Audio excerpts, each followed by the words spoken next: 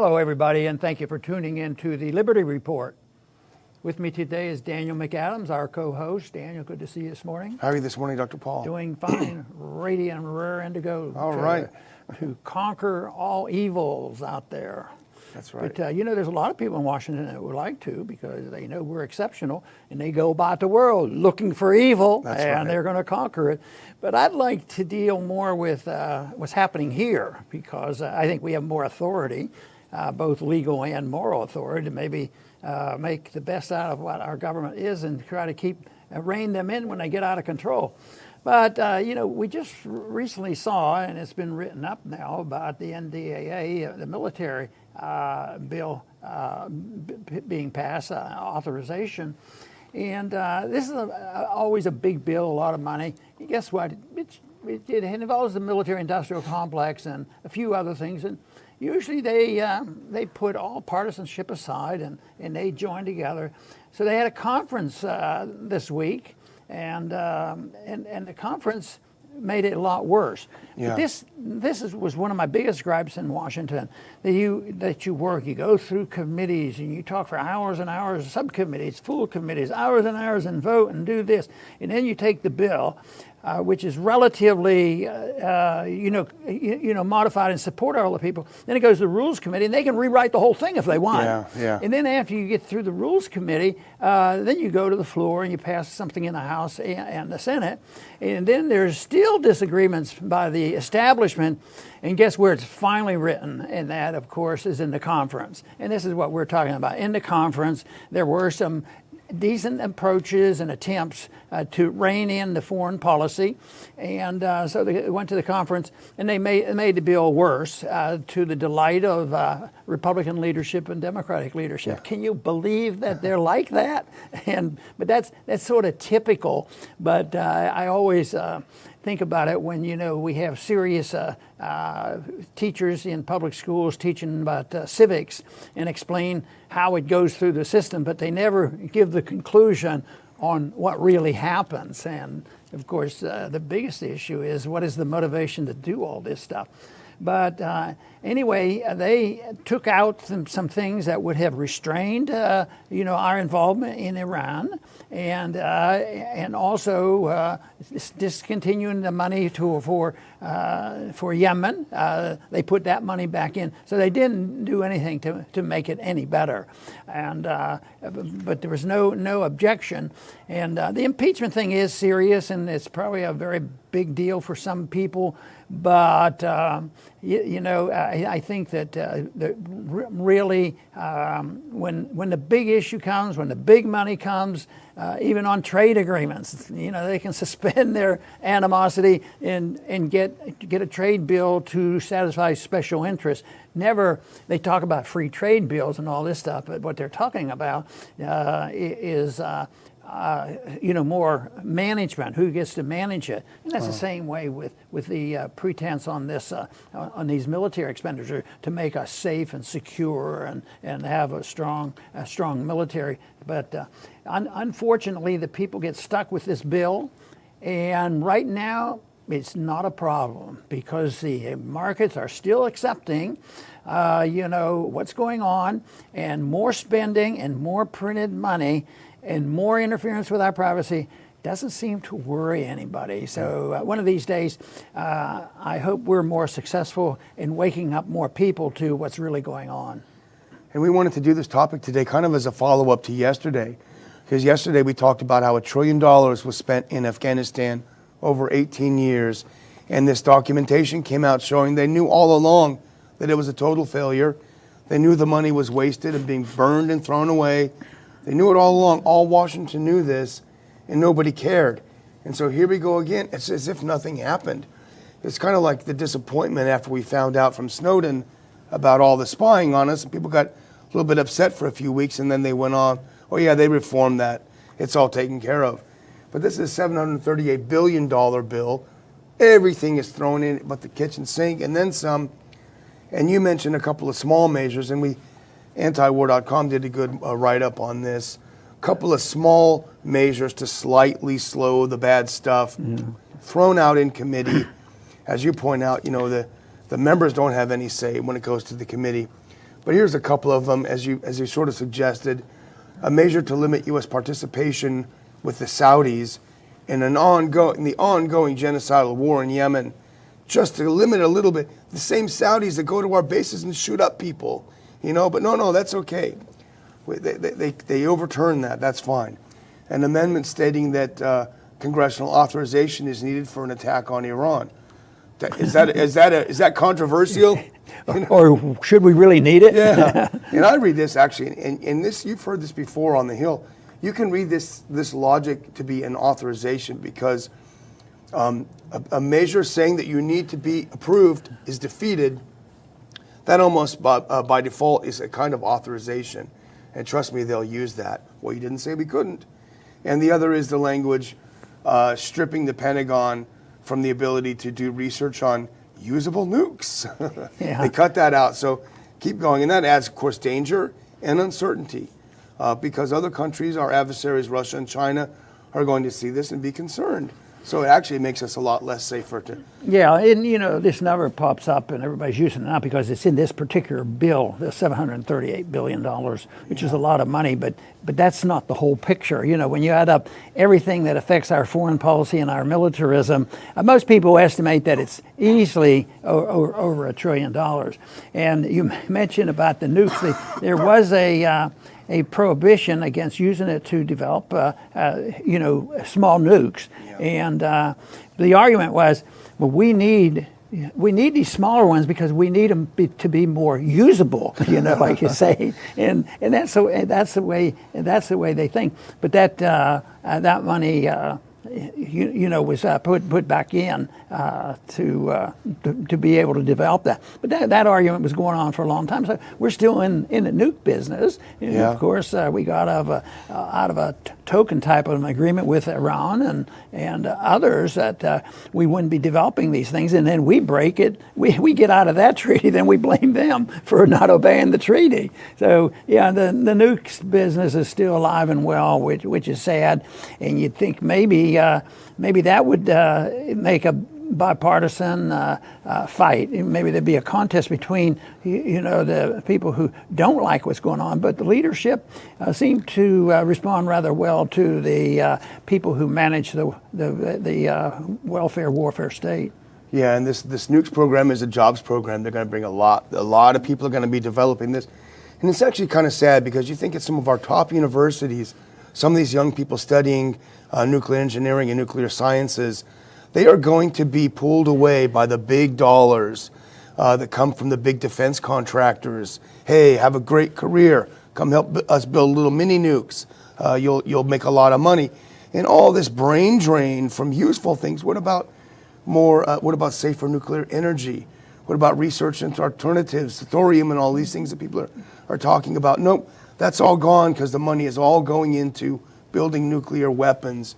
It's very sad what we're doing to ourselves and to our futures. I don't know exactly which Democrat said that. It could have been Pelosi, but they, had restrictions in the bill on how to use this money to give Congress to say. They said, the Democrats said, the reason we wanted those restrictions is because we don't trust the president. Yeah. So we're going to restrain him and keep him from doing it. But then they caved in and gave him this authority anyway. It had nothing to do with policy or war or peace or common sense or the Constitution. Well, if we can keep that president, because by the way, we do believe the president should have this power. It's just that we can't trust the president to do that. Well, I don't trust anybody out there for that. That isn't the way our government is supposed to be run. It's supposed to be, a reflection of the people through a congressional vote, not this stuff that hardly ever anything gets done, especially in foreign policy, with the consent of the people. Only afterwards the people get upset. Oh, after 19 years, maybe there's something wrong with our policy in Afghanistan. Yeah. And a few people wake up. But we'll keep plugging away at trying to get people more interested. And some of the other bad stuff that's been in the NDAA for years and years, since I think 2010, that's still in there. That's not touched. Representative Amash from Michigan, when it was in the House for debate, for consideration, he did introduce an amendment to strike the indefinite detention measures in the bill. Of course, that was defeated. because Yeah. we can't have trials for people. They might be terrorists. Yeah, that's right. And what do we do with a true whistleblower? You know, Edward Snowden. You know, his life is practically destroyed, and he doesn't have a country, and he has to be, you know, protected by Russians who ironically. And of course nobody right now, at least in Washington, not many would ever recognize that as a humanitarian thing, and that Snowden was on the right track. But he was, and he was telling us something, and that's been the case. But they don't get rewarded. But you can have an anonymous whistleblower. I often get thinking maybe the approach ought to be on this anonymous whistleblower is just put out a press release. He really doesn't even exist. Let prove that he exists. Yeah. You know, in a way, that they should have. Well, that's off our particular subject, except for the fact of whistleblowers, the abuse of all that concern, and how it was used in the impeachment. Yeah, exactly. And you know, but they did keep some of these things in here. Here's what survived the chopping block. Language sanctioning Russia for building a gas pipeline to Germany, right? Because this is, how dare you build a pipeline to sell your gas to Germany? And of course, the other was money to create a space force, which of course is another jobs program, militarization of space. It'll cost trillions of dollars, and of course will make us less safe, because that'll mean other countries have to put their stuff in space, and so on and so on. But like you always say, there's a lot of bipartisanship in this bill. The warfare welfare state is alive and well. The Democrats allowed the creation of this Space Force in exchange for the Republicans caving on 12 weeks of paid parental leave for federal workers. Oh, well, that's important too.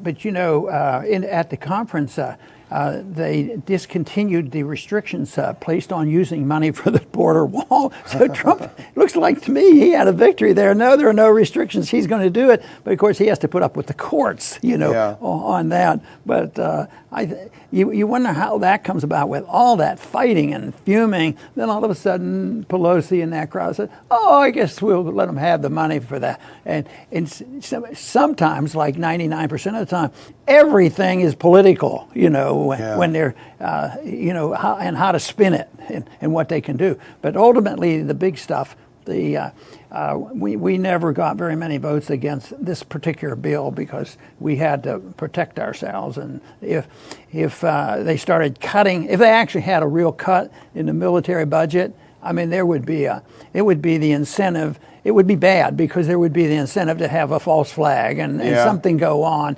and they'll create a crisis. Oh, see what happened, and that's it. You know, that's why we need this money, and the money would be put back in that afternoon. Yeah. You know? Well, remember what happened when they had the sequester, and everyone, freaked out. We're about to be invading. The Russians, they look at our budget. Oh, good.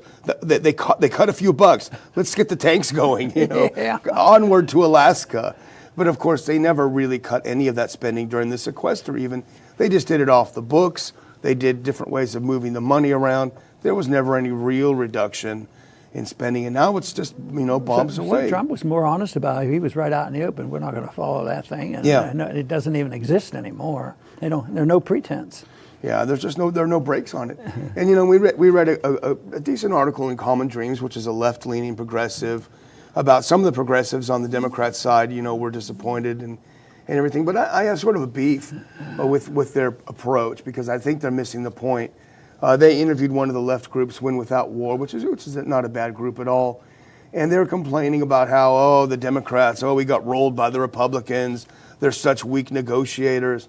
I think they're missing the point because this is not Democrats anti-war versus Republicans pro-war. It's not at all. I mean, here's the deal. Hey, give us some weeks off for parental leave, and we'll give you a Space Force. Okay, that sounds good.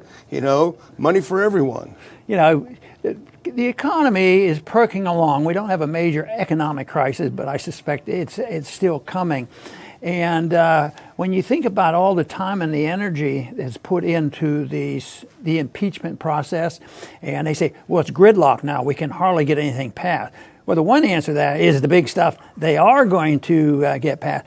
But maybe there is a benefit for the concentration and the ignoring of some of these things. Oh, we don't get this passed. We don't get this passed. So maybe that's what's helping the economy too. They're not adding on to it, but it's sort of just a distortion that we have now. But it's going to change because the policies haven't changed and there's too much similarity. They want to run the show. It's a power struggle, but there's no restraints on the intrusion of liberty by the Republicans or the Democrats, and no restraints on spending. Conservative Republicans, there's pretty good studies made that they probably average spending more money than the Democrats do. And of course, the foreign policy is not that much worse. It's bad with both sides. You know? So.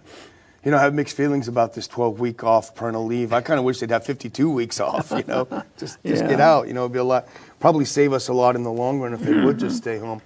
Well, I'm just going to close by thanking everyone again for participating in the month of November and making your donations to get Dr. Paul's book on bankruptcy. We had a wonderful, wonderful response. We're both delighted and heartened that there's so much support for what we do and for this program.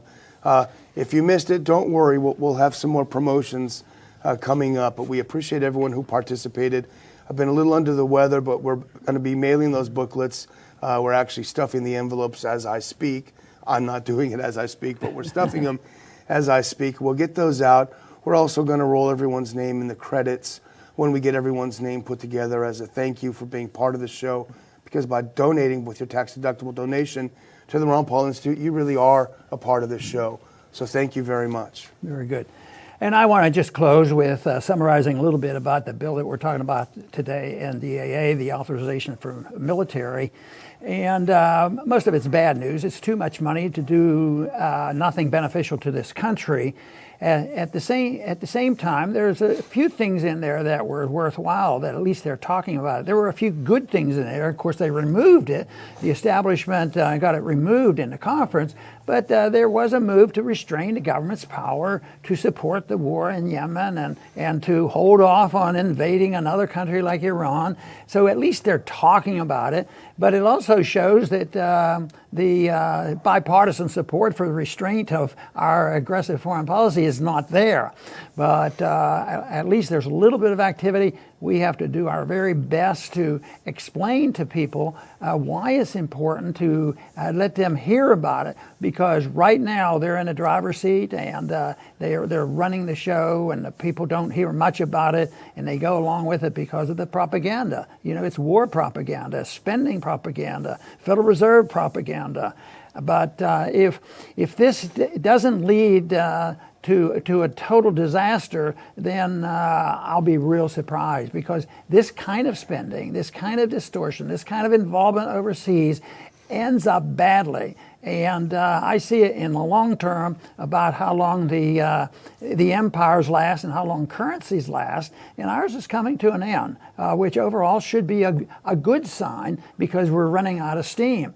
And people say, "What do you mean you want bad times for people?" No, I want an opportunity to restore our senses and to not allow this whole country to become like some of our inner cities are like. People say, "Oh, you know, if you don't do this, if you don't finance this, you're going to have problems." Yes, and they're not going to accept it politically.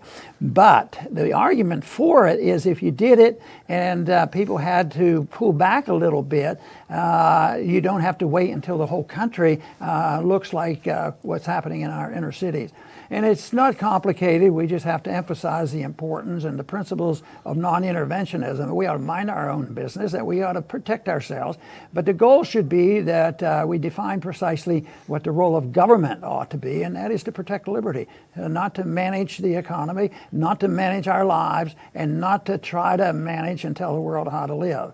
If we did that, not complicated at all, save a lot of money and would give us a lot more of our liberties back. So I think that's a worthy goal. I want to thank everybody for tuning in today to the Liberty Report. Please come back soon.